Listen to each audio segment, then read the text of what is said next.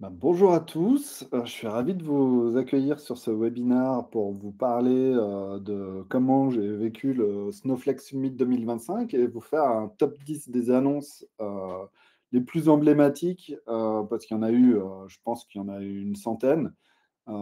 Mais il faut bien en choisir quelques-unes puisqu'on n'a que 45 minutes ensemble. Donc on va partager, je vais partager mon top 10 des annonces. N'hésitez pas à poser des questions directement dans le chat. J'essaierai de le surveiller de temps en temps et d'y répondre en live. Ça en sera que plus interactif. Donc, je me présente, je m'appelle Arnaud. Moi, je suis Tech Advisory Director chez Kerus, c'est-à-dire que j'anime le Tech Advisory Board, qui est l'équipe d'experts dans toute la France, architectes, ingénieurs, scientists, qui accompagne les projets les plus sensibles et porte l'expertise et anime l'expertise technologique chez Kerus. Et je fais du Snowflake depuis, donc moi je suis data architecte, hein, mon métier c'est vraiment data architecte depuis de nombreuses années. Et je fais du Snowflake environ depuis fin 2017, à l'époque où c'était vraiment vu comme un data warehouse, et ça a bien évolué, on va le voir ensemble. Et depuis 2024, j'ai rejoint la communauté des super-héros. On est 120 dans le monde, on est 2 en France. Et c'est la communauté des personnes qui sont, on va dire, les plus influentes sur les réseaux autour de la technologie Snowflake. Donc moi, je ne suis pas salarié de Snowflake. Je suis vraiment juste, on va dire, passionné par la technologie. Je vais vous raconter un petit peu le summit, en quoi il consiste et pourquoi c'est vraiment inspirant d'y participer. Ensuite, on va voir ensemble le top 10 des annonces et n'hésitez pas à poser vos questions au fil de l'eau dans le chat. Donc le summit, ça se passe à San Francisco. Il y a 20 000 participants. C'est assez impressionnant de croiser dans toute la ville des gens avec la veste Snowflake. Alors, c'est pas celle-là, c'est pas celle que vous voyez ici, parce que ça, justement, c'est la veste des super-héros qui est flaguée à notre nom. Donc, on est vraiment un peu choyé et qui fait beaucoup d'envie. J'ai vu pas mal de personnes lorgner dessus pendant la conf. Mais non, on n'était que 70-80 à l'avoir sur place. À San Francisco, pendant le Snowflake Summit, ce qui est impressionnant, c'est déjà les keynotes, hein. On voit là sur la photo, vous voyez Sam Altman, donc il y a des gens assez inspirants qui viennent y participer. Si vous devez en regarder une, regardez la keynote plateforme. Vraiment, elle est super intéressante. C'est là où il y a la plupart des annonces. Mais il y a aussi toutes les sessions de présentation des nouveautés. Et moi, ce que j'ai adoré, c'est les hands-on. Donc, pouvoir tester l'après-midi des nouveautés qui ont été annoncées le jour même dans des ateliers très, très bien préparés. Ça, c'était génial. Ce qui est top aussi, c'est de rencontrer tous les partenaires, donc tous les éditeurs dans ce qu'ils appellent le village des exposants, avec tous nos partenaires, Fivetran, DBT et d'autres, et de pouvoir avoir des rendez-vous qui sont, je trouve, plus qualitatifs et plus directs que ce qu'on peut faire toute l'année en visio. Il y a aussi les soirées qui sont un moment important du summit, puisqu'on est invité dans pas mal d'espaces, des rooftops assez beaux de San Francisco. Et puis Snowflake s'occupe bien de nous. On voit en bas à droite, qu'on soit concurrent, prospect, client, on fait la fête tous ensemble. Ça, c'est la délégation française. Donc ça, c'est vraiment super intéressant. Évidemment, vu qu'on a envie de tout voir, on marche beaucoup. Moi, perso, en 4 jours, j'ai cumulé 115 000 pas. Mais c'est vraiment parce que le matin, quand on n'arrive pas à se caler sur le jet lag, à 4-5 heures du mat, avant les conférences, on va parcourir un peu. Et puis après, la journée, elle est bien remplie. Donc, assez parlé de moi. Pour ceux qui ne connaissent pas par cœur la plateforme Snowflake, je vous ai remis un petit schéma d'architecture ici que je ne vais pas commenter dans le détail. Ce dont je vais vous parler, c'est la place centrale qui est en train de prendre le Snowflake Horizon Catalog. C'est en train de devenir. Donc aujourd'hui, le Snowflake Horizon Catalog, il permet de gérer les métadonnées des données qui sont gérées par Snowflake.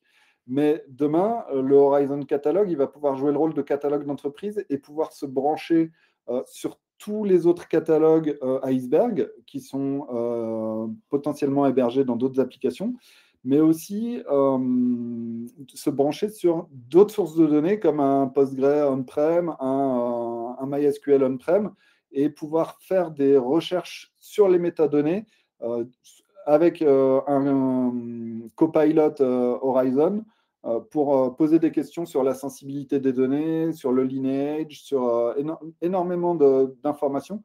Donc ça montre vraiment l'interconnexion de Snowflake avec cette capacité de external data discovery. On va même pouvoir faire des recherches directement dans Snowflake sur des données qui sont stockées à l'extérieur. Donc ça, c'est vraiment très intéressant et on va même pouvoir écrire des résultats dans des tables qui sont à l'extérieur de Snowflake avec la notion de catalogue linked database. Il y a une API REST qui va permettre d'écrire des données sur des tables iceberg externes. Donc ça, c'est vraiment extrêmement puissant. Et c'est quelque chose qu'on voit évoluer, on voit vraiment au fil des années évoluer Snowflake au début, il y a 2017, on parlait encore de Data Warehouse. 2020, 2021, on commençait à parler de Data Cloud. 2023, de Data AI Cloud. Et là, Snowflake, avec ses nouvelles capacités dont on va parler, d'ingestion, de transformation de plus en plus puissante, d'intelligence artificielle de plus en plus transverse, est vraiment devenu, à mon sens, une plateforme data à part entière, autonome, qui a besoin de moins en moins d'outils périphériques pour pouvoir gérer tous les maillons de la chaîne. Donc ça, c'était pour prendre un petit peu de recul sur la plateforme Snowflake. Ah, je vois que quelqu'un a du mal à accéder au direct. J'espère que pour les autres, tout va bien. Mettez-moi un petit message dans le chat si jamais ce n'est pas le cas. Cool, merci pour les thumbs up.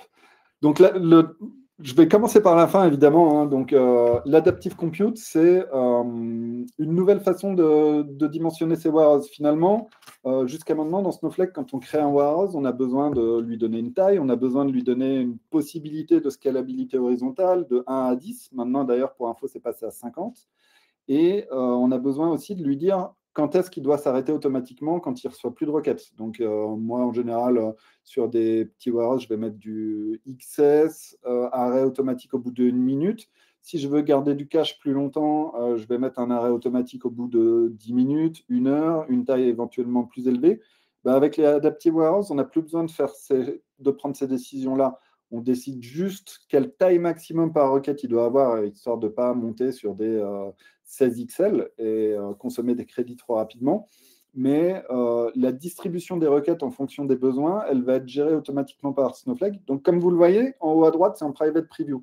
Je n'ai pas encore pu jouer avec, ce n'est pas encore dans la documentation, mais ça va, à mon avis, dans la grande majorité des cas, ça va être plus économique d'utiliser des adaptive warehouses et plus performant aussi que d'utiliser les warehouses classiques. Donc ça, c'est vraiment une nouveauté très intéressante pour Snowflake. Dans mon neuvième, un autre sujet qui m'a intéressé, et j'ai participé à des confs dessus, c'est SnowConvert AI. Donc SnowConvert, ça existe déjà, c'est quelque chose qu'on peut télécharger. C'est un client lourd qu'on installe sur son laptop et qui permet de faire de la migration de sources de données, Teradata, Oracle, SQL Server, etc., vers Snowflake. Et quand je dis migration de sources de données, je pense aux objets, donc plutôt au schéma, donc database, schema, table, vue, etc., mais aussi au code, c'est-à-dire toutes les fonctions, les procédures stockées peuvent être migrées directement dans Snowflake. Ça migre aussi les données. Et maintenant, on peut migrer, on peut même faire pointer les traitements existants. Ça peut migrer d'ailleurs les packages SCCS, mais ça peut faire repointer, par exemple, un Power BI qui pointait sur un SQL Server. On va pouvoir le faire maintenant, utiliser SnowConvert AI pour le faire pointer sur Snowflake. Donc, ça fait vraiment gagner énormément de temps en termes de migration. Et il y a des nouvelles fonctionnalités aussi pour les tests sur la cohérence des données entre avant, après. Des tests qui sont générés automatiquement par SnowConvert AI. Il y a un plugin VS Code qui permet d'expliquer les différences qui ont été trouvées et les choix qui ont été faits pour migrer le code. Donc, il y a vraiment énormément de nouvelles fonctionnalités qui arrivent avec SnowConvert, et ça en fait un outil très puissant qui a d'ailleurs son propre menu dans l'interface d'administration de Snowflake, dans ce qui s'appelle Snowsight. Il y a le Migration Hub qui va permettre de suivre toutes les étapes des migrations qui ont été faites avec SnowConvert. Donc c'est vraiment un outil qui est en train de monter en puissance. AI SQL, c'est quelque chose d'assez intéressant aussi, puisque ça vient finalement renforcer ce qu'on a l'habitude de faire en SQL classique. Je vais prendre l'exemple du case when. Aujourd'hui, si j'ai par exemple des données qui stockent la ville et que je veux en dériver la région, je vais faire un case when et je vais être obligé de faire un case when avec énormément de cas possibles pour pouvoir dire si c'est Europe, Amérique, Asie, etc. Avec AI Classify, on lui dit juste catégorise-moi cette colonne qui contient la ville dans ces 5 catégories en lui donnant les régions possibles. Et lui, il va venir utiliser des modèles pour faire cette classification et proposer la réponse. Et ça, il peut vraiment le faire au fil de l'eau. C'est-à-dire que cette classification, si on le met dans une dynamic table qui vient se sourcer sur une table source à chaque fois qu'il y a des nouvelles données qui apparaissent, eh ben, on va avoir la classification qui va être apportée de manière automatique. Donc, on voit vraiment la puissance de ce type de fonction. Auparavant, quand on voulait manipuler dans un join des données semi-structurées, en fait, on ne pouvait pas. Il fallait d'abord faire de l'extraction des informations dont on avait besoin pour en créer des clés étrangères fonctionnelles, et ensuite, on pouvait faire ces joins dessus. Maintenant, dans AI Filter, on peut utiliser un prompt pour lui dire quelles informations on veut récupérer depuis un champ texte. Donc, c'est vraiment des nouvelles façons de faire du SQL à partir de données semi-structurées sans avoir besoin de faire une préparation préalable. Et c'est des choses qu'on va vraiment utiliser de plus en plus. Le AI SQL, c'est toute une catégorie de fonctions qui viennent se substituer à ce qu'on faisait classiquement avec les primitives SQL. Snowflake Intelligence, pour rien vous cacher, au début, je l'avais mis en 10 de mon top 10 parce que je me disais, tiens, c'est quelque chose, ça semble plus marketing que vraiment nouveau. Ça semble être un packaging. En fait, non, en grattant et en lisant les docs, ce que je trouve puissant avec Snowflake Intelligence, c'est qu'on n'a pas besoin de le configurer a priori. Ce qui n'est pas le cas avec les Cortex Agents qui permettent de faire du search, qu'on a besoin de configurer à partir d'une vue sémantique, dont je vous parlerai plus tard. Mais là, Snowflake Intelligence, lui, il se base sur les données qui sont dans Snowflake. Il se base sur les documents qui sont visibles dans le data lake, soit interne à Snowflake, soit externe. Il se base sur les tables qui sont connectées. Il peut même se baser sur des données publiques ou privées que vous avez achetées par la marketplace. D'ailleurs, maintenant, il y a des fournisseurs de contenu qui sont présents dans la marketplace comme AFP, Reuters, des informations sur la bourse, etc. Et Snowflake Intelligence, lui, il va être capable de chercher dans multiples sources d'informations pour vous proposer des réponses. Alors là, on voit un exemple de réponse où on a pu répondre avec une requête SQL, mais des fois, ça sera une extraction à partir d'un PDF, une extraction à partir d'une image, ça sera l'interrogation d'un dataset externe. Et je pense que Snowflake Intelligence, ça va petit à petit devenir le futur de l'accès à la donnée. On va moins avoir le réflexe d'aller consulter un rapport où on va directement poser ces questions à Snowflake Intelligence pour tout ce qui va être self-service. Donc, je pense que c'est quelque chose qui va être vraiment très intéressant et à tester chez nos clients. Et c'est ça qui va nous donner envie de mettre de la metadata et de décrire les données qu'on stocke pour qu'elles soient facilement utilisables et exposables directement dans Snowflake Intelligence. Et il y a une URL qui est ai.snowflake.com qui vous permettra de fournir soit Snowflake Intelligence sous cette forme, soit de l'intégrer directement sous forme d'API dans vos applicatifs métiers. Les vues sémantiques, je vous en ai un tout petit peu parlé, c'est ce qui permet de décrire la donnée, d'écrire les dimensions, d'écrire les métriques, d'écrire les valeurs possibles ou les synonymes d'une colonne. Si par exemple vous avez la colonne Product ID, mais que le synonyme, ça peut être RefProd, ça peut être num article, etc. Pouvez le décrire dans votre semantic view et ça permet à vos outils de consommation de données, que ce soit de la BI, de l'AI ou justement du Snowflake Intelligence ou du chatbot, de comprendre ce qu'a voulu dire l'humain et d'aller chercher la donnée au bon endroit dans les données qui peuvent être des tables, des données structurées, mais aussi potentiellement des données semi-structurées qui contiennent du JSON. Donc les semantic views, elles viennent aussi avec une nouvelle syntaxe SQL, hein, le semantic SQL, qui permet justement d'interroger de manière très puissante ces semantic views et on voit une modernisation bienvenue. C'est un nouvel objet SQL dans Snowflake, enfin un nouvel objet Snowflake. Là, on peut faire un create semantic view et ça vient remplacer ce qu'auparavant on avait besoin de créer à partir d'un fichier YAML au niveau de Cortex Analyst. Maintenant, on peut vraiment faire du create semantic view. Donc ça, c'est super. Ça va être super puissant. Je pense qu'on va vraiment l'utiliser principalement pour la couche Gold, hein, dans une architecture médaillon. On va vraiment l'utiliser très largement. OpenFlow, je pense que si vous suivez un peu l'actualité, vous en avez entendu parler. L'année dernière, Snowflake a annoncé l'achat de Datavolo, qui est une solution d'ingestion de données basée sur Apache Nifi. Et OpenFlow est finalement la disponibilité de cette solution directement dans Snowflake. Comme c'est basé sur Apache Nifi, on peut développer ses propres adapteurs, ses propres connecteurs. On a une plateforme qui est vraiment très versatile. Il y a vous pouvez aller voir la doc, elle est déjà disponible pour voir tous les connecteurs qui sont déjà proposés par Snowflake.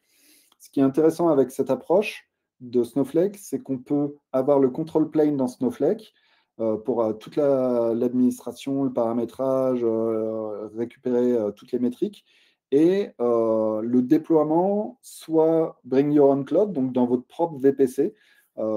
Aujourd'hui, c'est disponible seulement sur AWS, cette fonctionnalité-là, mais ça va venir se déployer petit à petit chez les autres.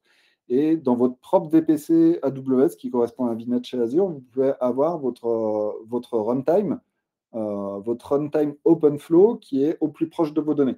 On ne peut pas encore avoir un agent on-prem, peut-être que ça viendra, mais en tout cas, on peut avoir son runtime qui est directement dans son propre sous-réseau.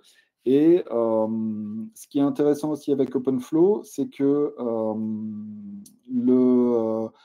pour le chargement en continu, donc Change Data Capture, il s'appuie sur Snowpipe Streaming. Donc c'est extrêmement performant.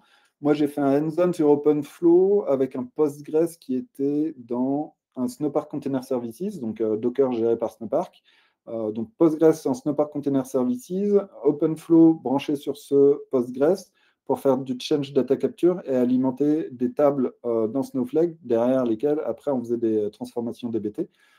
Et ça se fait en quelques dizaines de minutes si on connaît déjà Apache Nifi, on est tout de suite à l'aise puisqu'on retrouve la même interface. Mais même sans connaître, on arrive assez intuitivement à manipuler OpenFlow.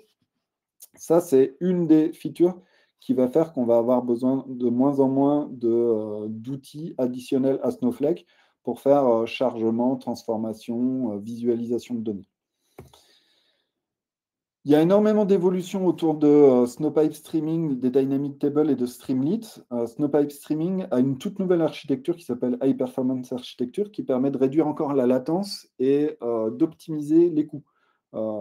Auparavant, si vous aviez dans Snowpipe, si vous aviez énormément de petits fichiers, par exemple, ça pouvait commencer à devenir très onéreux.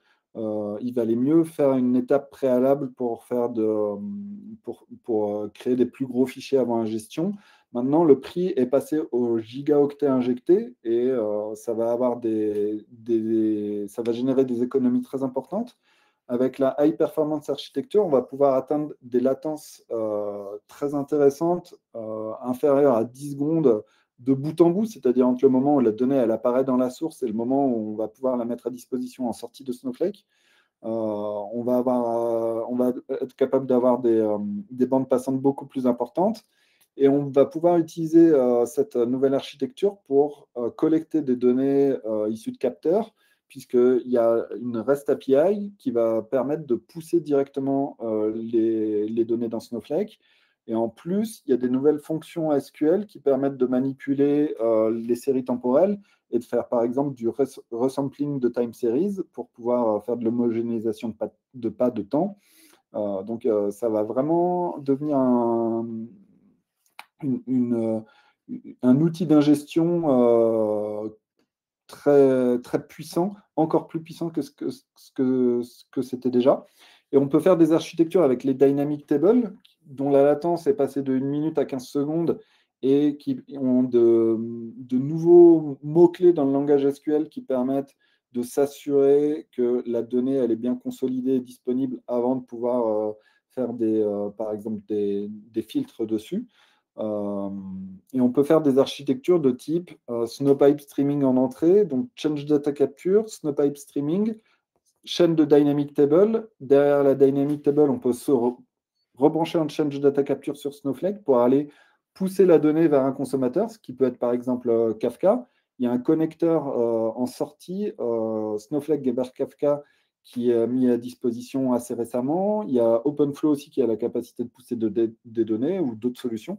Donc, on va pouvoir faire des chaînes de réplication continue basées sur Snowflake avec des latences très faibles, autour de 15 secondes, sans exploser les coûts, puisque Snowpipe Streaming a revu son modèle de pricing.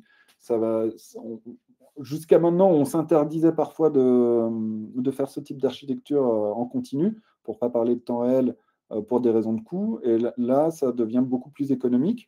Et sur Streamlit, qui est une solution que j'apprécie beaucoup et que j'utilise beaucoup, maintenant, il y a un support de la dernière version, d'une version bien plus récente qui est la 1.44 et qui permet par exemple d'utiliser la webcam, de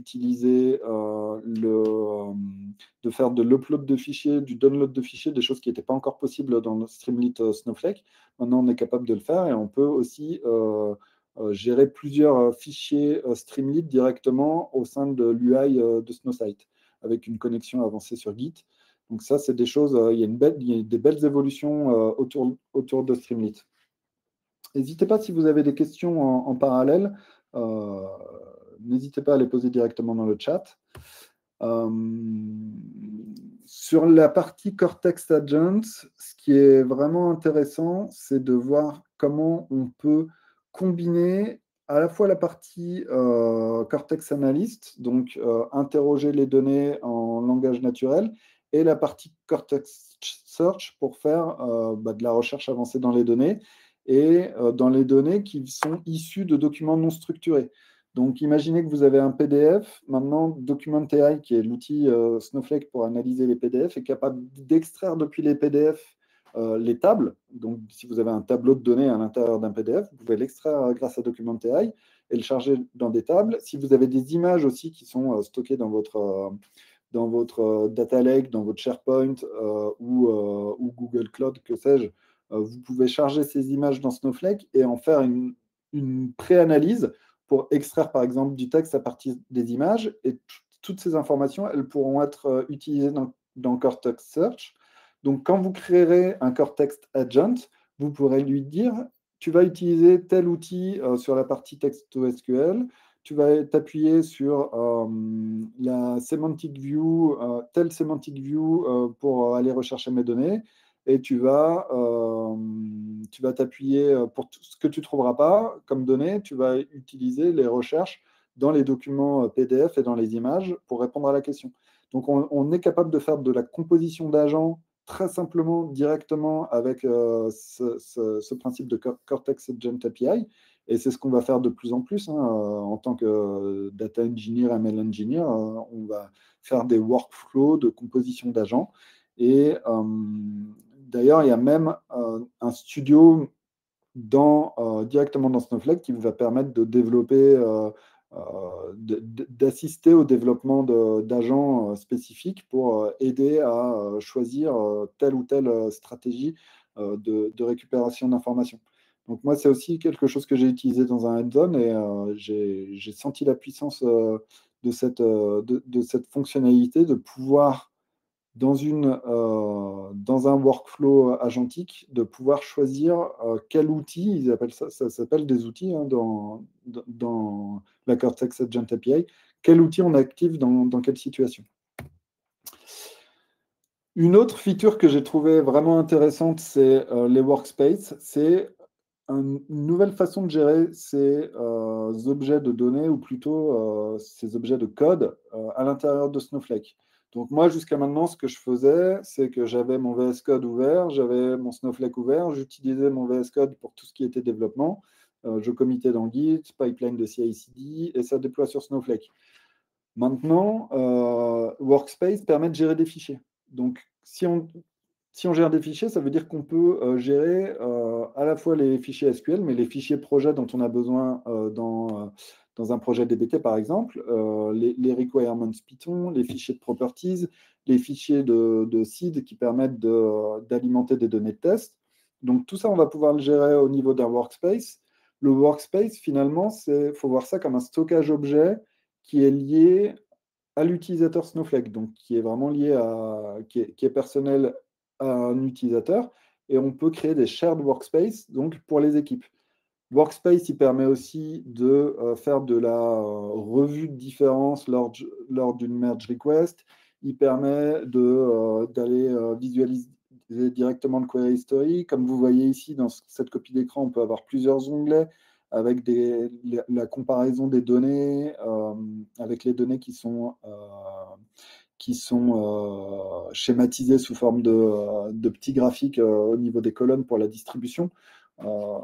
À mon avis, on va utiliser un peu moins VS Code, à voir, hein, à voir avec les usages, mais je pense que Workspace va devenir le point d'utilisation principal de Snowflake. Auparavant, on avait les worksheets ou les notebooks, et je pense que les workspaces vont prendre la main sur la plupart des développements qu'on peut faire, sachant que les workspaces, ils peuvent être connectés directement à Git. Donc, soit un Git public, maintenant on peut utiliser son Git privé qu'on héberge soi-même, et le connecter directement au workspace comme étant l'outil de développement principal. Il va y avoir des linters, il va y avoir de la complétion, donc toutes les features qu'on pourrait retrouver, qu'on retrouve déjà dans Snowflake, dans VS Code. Et enfin, mon top 1, c'est le DBT Project. J'ai été assez impressionné de la manière dont il l'avait intégré. Là, je vous ai mis une photo, puisque dans la copie d'écran de gauche, on ne voit pas toutes les fonctionnalités qu'on peut faire sur un projet DBT. Mais dans la démo que j'ai vue lors du Snowflake Summit de la semaine dernière, on voit vraiment qu'on peut faire de la compilation, de la génération de dépendances, on peut vérifier, voir la documentation, on peut voir le direct acyclic graph, on peut faire toutes les opérations qu'on peut vouloir sur un projet Snowflake. En plus, l'intégration est compatible OpenTelemetry, donc on a vraiment sur la copie d'écran de droite, on voit toutes les étapes de l'exécution d'un projet Snowflake avec les différents modèles et les différentes étapes de compilation qui ont pris plus ou moins de temps. Le DBT Project, c'est un objet. C'est aussi un objet Snowflake, donc on va faire on peut avoir une ligne de commande create DBT project from mon workspace. Donc, je vais utiliser mon workspace d'utilisateur et telle branche de mon workspace. Et après, on peut faire un create task pour exécuter une partie d'un DBT project, par exemple un seul modèle, toutes les minutes sur un environnement. Donc, avec Workspace, on génère son nouveau DBT project qui est standard, hein. C'est comme si on utilisait un DBT init. Et on peut développer toute sa logique métier et l'orchestrer directement depuis Snowflake, voir les résultats d'exécution comme on pouvait le voir auparavant sur l'exécution des tâches. Donc, on va pouvoir utiliser les mêmes outils, on va pouvoir faire énormément de choses. Et je pense que ça va, dans les situations où on a besoin d'utiliser ce standard qui est devenu DBT dans le monde de la transformation de données. DBT Project va être incontournable au niveau de Snowflake. Il y a aussi une autre notion dont je n'ai pas parlé qui s'appelle les data projects. C'est une espèce d'autre façon de faire ce qu'on faisait auparavant avec Terraform.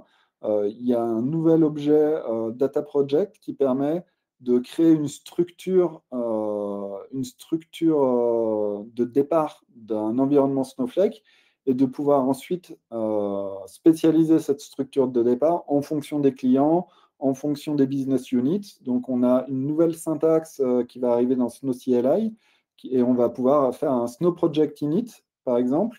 Et ce Snow Project Init, il va prendre un template de la manière dont on a l'habitude de structurer nos comptes et il va venir automatiser toute la création de l'environnement Snowflake qu'on aurait fait auparavant, donc les rôles, les bases de données, tous les objets de haut niveau qu'on aurait fait auparavant avec Terraform. Donc on voit que Snowflake travaille beaucoup sur ces aspects d'ingénierie, de DevOps, de CI/CD.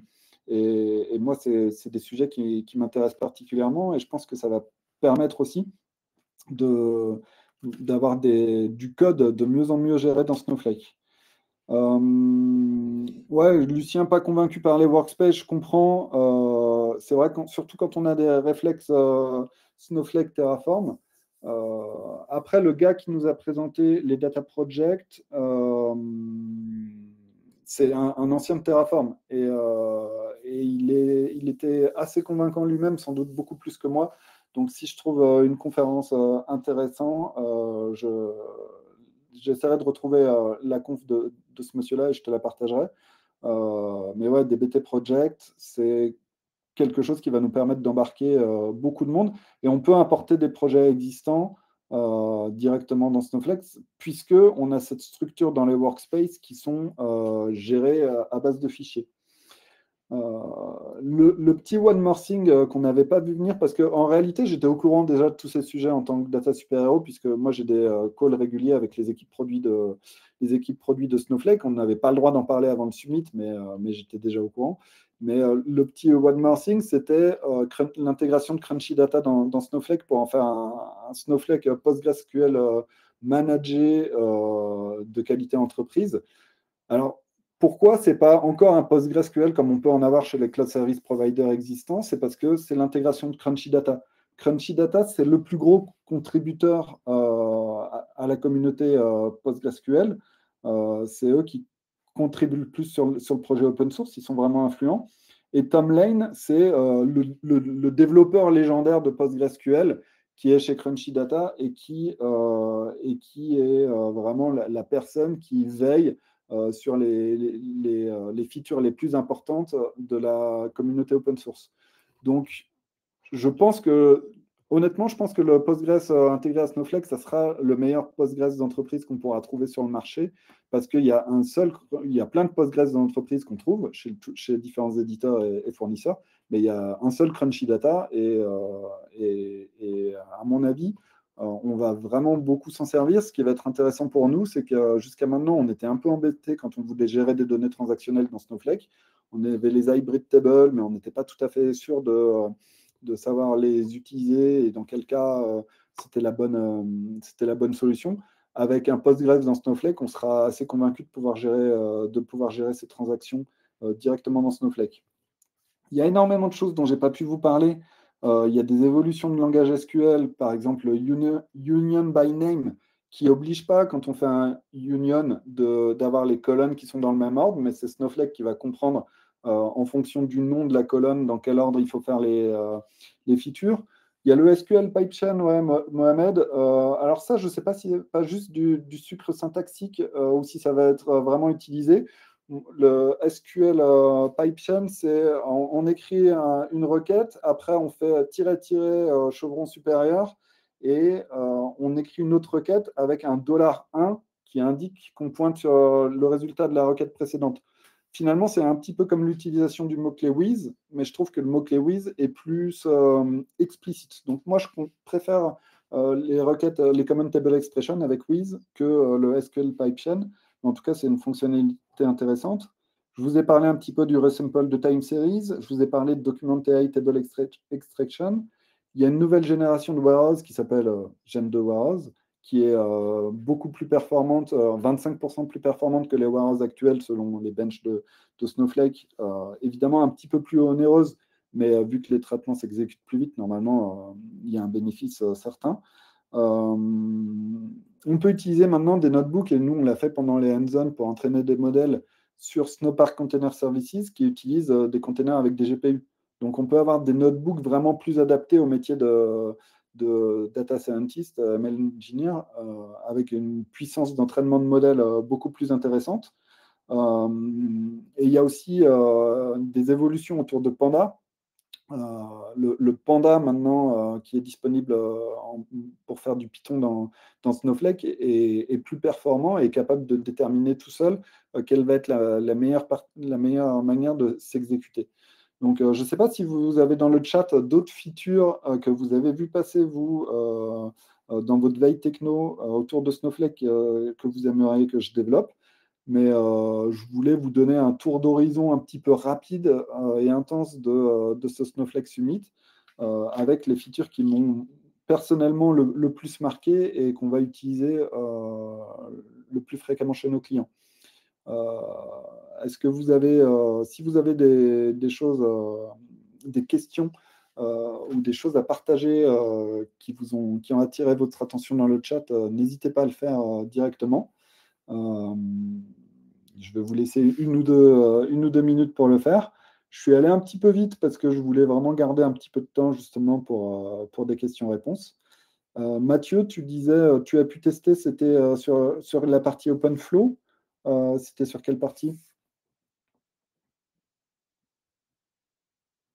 Désolé, c'est pas très interactif, hein, je préférerais vous donner la parole, mais intégration avec DBT. Ouais, ouais, tout à fait, j'ai pu tester ça. Donc c'est assez impressionnant puisque en effet, quand on, quand on peut créer des tâches qui font le DBT run, avec l'option "-select", on lui précise si on veut exécuter seulement une partie des modèles. Donc on peut avoir son projet DBT, faire un DBT run sur un environnement avec, par exemple, toutes les heures seulement sur les modèles incrémentaux et 3 fois par jour, par exemple, sur l'ensemble du projet DBT. Donc, ouais, on a énormément de contrôle. Et ça, je pense que vous allez très vite retrouver vos habitudes sur les DBT projects. Au niveau de la facturation, tu payes juste le compute, pas de service. En effet, c'est intégré. Ce que je ne vous ai pas dit sur DBT, et ce qui m'a surpris, c'est que je pensais que Snowflake allait un peu se fâcher avec DBT, mais pas tant que ça, puisque la dernière fonctionnalité de DBT qui a été annoncée jeudi 28 mai, c'est-à-dire le nouveau moteur DBT qui s'appelle Fusion et qui permet d'exécuter les modèles seulement si les données ont changé, donc ça permet d'optimiser l'exécution des modèles, va être disponible dans les DBT Project. Donc ouais, tu m'as coupé l'herbe sous le pied, Lucien. On va avoir le moteur Fusion. Il n'est pas disponible tout de suite, mais il va arriver très prochainement.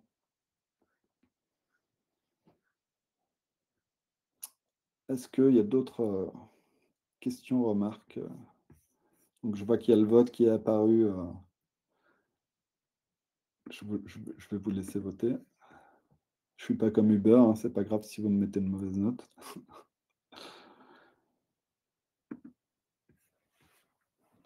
En tout cas, merci à tous. J'espère que vous avez appris des choses et que ça vous a donné envie de creuser les sujets. Personnellement, je vais essayer de garder un petit peu de régularité et d'expérimenter, de vous faire des démos, des nouvelles features régulièrement. Donc, je vous proposerai d'autres webinars. Si vous avez des questions, si vous voulez continuer la discussion, n'hésitez pas à me contacter sur LinkedIn. Normalement, vous arriverez bien à me trouver si vous êtes déjà pas connecté avec moi d'ailleurs. Et puis, en tout cas, j'étais ravi d'avoir eu la chance de participer à ce summit et puis de vous en raconter une petite portion. Donc, merci à tous et très, très bonne journée.